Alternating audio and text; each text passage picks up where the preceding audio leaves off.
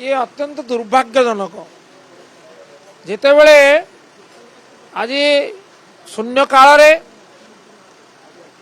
उभय बीजेडी एवं कांग्रेस तरफ अनुसूचित जाति एवं जनजाति संपर्क में तांकर स्वार्थ पाई स्वर उत्तोलन करागला सेतेबेले सरकारी दल एक निंदा प्रस्ताव आनिला उभय विरोधी दलों विरुद्ध में ये एक दुखदायक घटना। आमे से निंदा प्रशंसा को भूक्षेप करूना। आमर निष्पत्ति आमर संग्राम जारी रहिबो अनुसूचित जाति एससी एवं एसटी मानक पाई।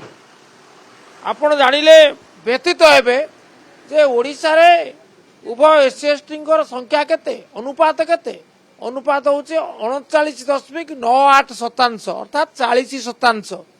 किंतु आपण जदि संरक्षण व्यवस्था देखिबे संरक्षण रे आमको मिलुची आमर जो वैषयिक शिक्षा क्षेत्र टेक्निकल एजुकेशन क्षेत्र में मात्र 20% संरक्षण अर्थात आमे आउ 20% रु वंचित होउछु हरिजन एवं आदिवासी।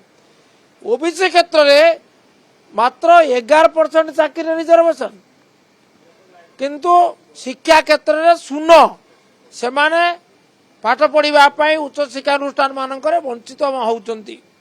तेणु या प्रतिवाद करा जिवो नाही। ये प्रतिवाद करवा होउचे प्रत्येक चिंताशील व्यक्तिर धर्म प्रत्येक राजनैतिक व्यक्तिर कर्तव्य।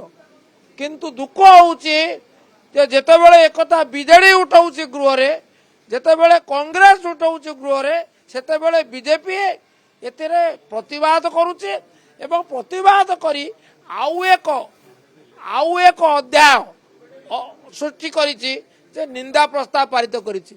मु कहि रखे ये निंदा तुम्हें विरोधी दल विरुद्ध आनी पार किंतु एससी एसटी संप्रदायर लोके एवं ओबीसी संप्रदायर लोक जो मानकर संख्या समुदाय लोक संख्या रहुछि 94% से माने केबे क्षमा देबा नाही। से माने आपण को निंदा करिवे सरकारी दल को निंदा करिवे एवं आपण को परिणति निश्चित भाव में आपण को भोगिबा को पड़िबो।